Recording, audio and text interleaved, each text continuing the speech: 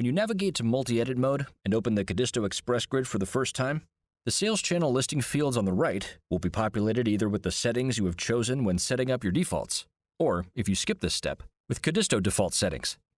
To change the sales channel listing and offer field settings for any individual product, simply select and edit the rules and settings in the corresponding row in the Codisto Express Grid. To edit a sales channel listing field setting, you may be required to select a predetermined rule or operator from a drop-down menu, enter a new value, or a combination of the two.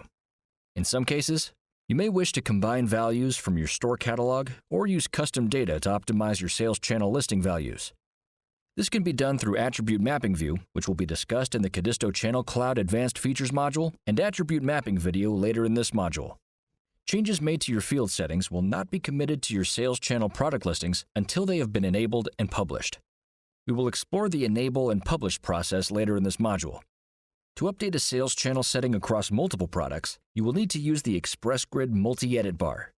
We will discuss the Express Grid Multi-Edit bar in the next video.